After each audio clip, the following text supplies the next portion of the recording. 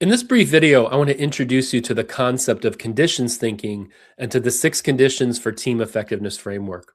So the idea of conditions thinking is that focusing on behaviors in teams is usually insufficient for helping drive sustainable results and team performance.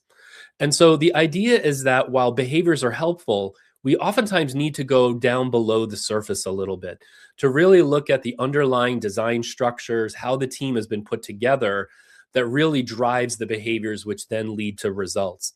And so at 6 conditions, we have identified 6 conditions that together can explain up to 75 to 80% of a team's ultimate effectiveness.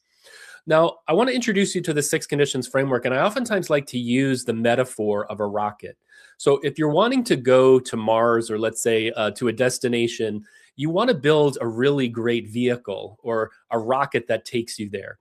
And so think of this as in a team being the 6 conditions. And we divide the 6 conditions up into 2 subsets: essential conditions, which are fundamental building blocks, and then 3 conditions we call the enablers that really help take advantage of a fundamentally good design. So what are the 6 conditions? So the 3 essential conditions are a real team, meaning that you're a team more than in just name only. Just calling a team doesn't make it so, but that there's a requirement to get to a destination that requires interdependent work and a team that is together long enough to accomplish that. Second is a purpose, which is really clear. It's laser clear. Teams know what success looks like, and it's challenging and it actually matters so that there's consequence to the purpose. And then third is composition. So given the purpose and where we're trying to go, do we actually have the talent on the team, the diversity of talent, the ways of thinking, and the skills to accomplish that? So our research shows when these 3 things are not well designed and put in place in a team, it kind of undermines everything else. So the next 3 conditions, if you have those 3 essentials in place, are the 3 enablers. The first is work design. So are we laser clear on the key priorities that require excellent teamwork to get to the goal? And do we have norms and ways of working that really help us coordinate well and help us really get tasks done? Second is that teams need a supportive organizational context. They need information, they need a reward system and recognition that acknowledges team performance, and they need access to the fundamental material resources, technical consultation and education and the like. So is the team getting the support it needs from the broader social system and organizational system? And then finally, the 6th condition is team coaching. So is there someone, the team leader, team members, an internal or external coach that really is looking at how the team is functioning and is able to really accelerate the team's processes and mitigate unnecessary conflict and pitfalls? So if you have those 6 things in place, you don't have to have them perfect, but to the best degree possible, that really creates a great shell of a team or a vehicle that is capable of taking you to the destination. So just like in our rocket metaphor, is something that really can take you and withstand, the ups and downs of the journey to get there. Now, the second part of the 6 conditions framework then focuses on behaviors. So if we have a good team design in place, what are the behaviors that really matter? I like to think of this in terms of the rocket metaphor, is that you need to launch this rocket, get it out of gravity and out of the inertia holding us back and get it flowing.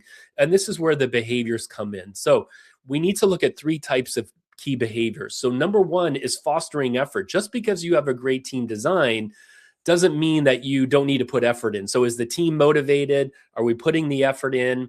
And so teams really can benefit from coaching around that kind of behavior, fostering effort. We call that motivational coaching.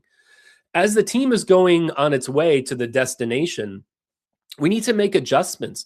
So crafting strategies, looking at how our tasks are working, our ways of working. Do we need to make fine-tunements and adjustments? This is the agility and adaptation that needs to happen. So, in our metaphor of the rocket, this is about course corrections, making pivots, adjusting to circumstances, because it's never a straight line from A to Z or to the destination. And then finally, we need to look at, are we actually leveraging the talent we have on the team, and are we learning? And so you can have all the great best players on a team, but are people withholding their skills? Are they not, really bringing their talents and gifts? And that's really around leveraging the talent on the team, and also implies that the team members are learning. And it's oftentimes at the end of task cycles that teams are able to look back on how we've been learning, what did we learn from this cycle, and to feed that forward into the next cycle. And so if we have these two big levers, first the 6 conditions, and then second the behaviors in place, then we can look at getting to the destination and harvesting the benefits, right? And so this is reaching the goal. We have 3 ways of measuring that. So number 1, are we actually satisfying and meeting and or exceeding the stakeholders' expectations and requirements? So that's stakeholder satisfaction. Second, is the team growing? So in other words, are we actually becoming more capable over time?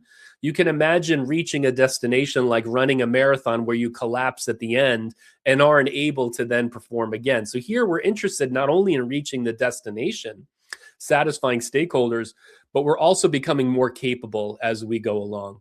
And then finally, third, are individual members growing? Is the individual being sacrificed in the process, or are they actually feeling satisfied?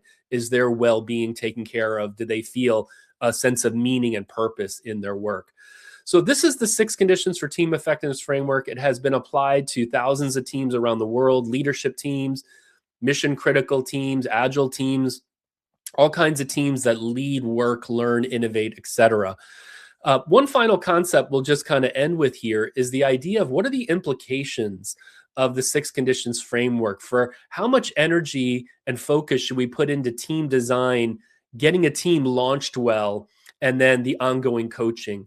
And here we have a principle called the 60-30-10 rule, which is put 60% of your energy into the team's design, focusing on getting the 6 conditions in place. Then spend 30% of your energy getting the team on a good trajectory. So flowing, moving, breaking through the atmosphere, the inertia, et cetera, things that are holding it back. And then focus your energy on the 10% of coaching for the course corrections, accelerating the process, dealing with the inevitable emergent issues and challenges that arise on the team journey. So hope you found that video helpful, and we'll look forward to seeing you in the future.